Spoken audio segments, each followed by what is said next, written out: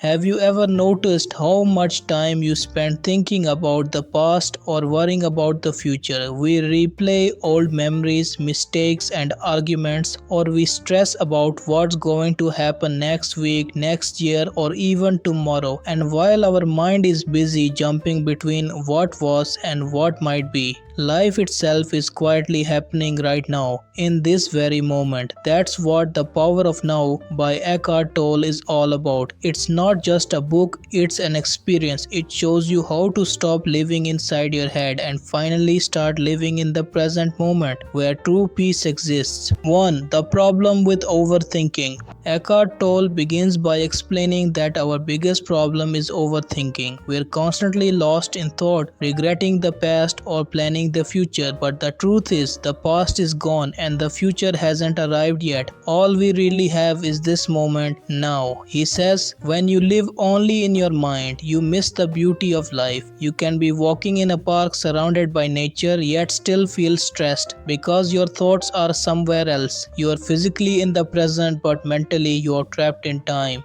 2. You are not your mind. This is one of the most powerful lessons in the book. Most people believe their mind defines who they are, but Toll says that's not true. You are not your thoughts, you are the awareness behind them. Imagine sitting quietly and just watching your thoughts pass by like clouds in the sky. You realize, wait, I'm not these thoughts. I'm the one watching them. That moment of awareness is what Toll calls consciousness. When you stop identifying with your mind, you begin to feel calm, light, and free. 3. Living in the present moment. Toll says the present moment is all there ever is. The past only exists as a memory in your mind. The future only exists as imagination. The present, this very second, is reality. When you focus completely on what's happening right now, you feel alive. You start noticing the little things, the sound of birds you're breathing, the warmth of sunlight on your skin. That's when you truly connect with life. The book teaches that when you live in the now, you stop suffering from guilt, fear, and anxiety because those emotions only exist when your mind leaves the present moment. 4. The ego, the voice in your head. Toll also talks a lot about the ego, the voice in your head that always wants to be right, wants attention, or wants control. It says things like, why did she say that to me? I'm better than him. What if I fail? That voice constantly judges, compares, and creates drama. It makes you believe your worth depends on what people think or what you achieve, but that's an illusion. Once you realize that the ego isn't really you, you take away its power. You stop reacting and you start observing. You become calmer, wiser, and much happier. 5. Acceptance, the end of pain. One of the deepest ideas in the book is about acceptance. Most emotional pain, Toll says, comes from resisting what's happening. When something bad happens, we immediately say, this shouldn't be happening, I don't want this. But by fighting reality, we create even more suffering. He teaches that when you accept the present moment fully, you stop that inner struggle. Acceptance doesn't mean you give up, it means you stop fighting what already is. From that place of peace, you can respond intelligently instead of reacting emotionally. 6. Awareness and presence.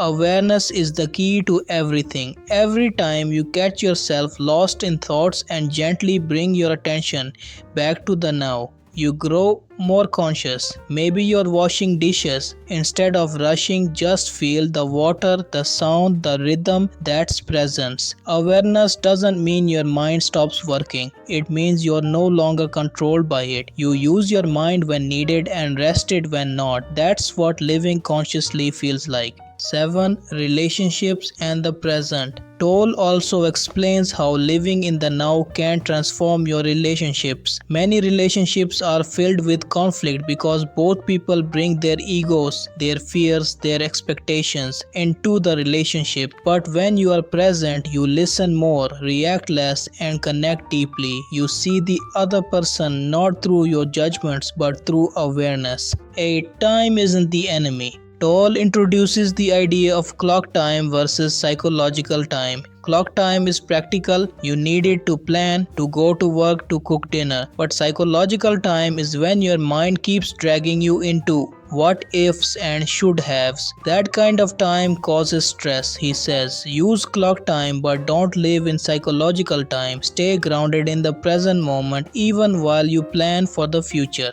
9. The power of silence. In today's world, silence is rare. Our phones, our thoughts, our environment are always noisy. But Toll reminds us that silence isn't empty. It's full of answers. When your mind becomes still, your awareness deepens. You feel connected to something greater than yourself. Call it life, universe, or God. That stillness is what gives you strength, creativity, and wisdom.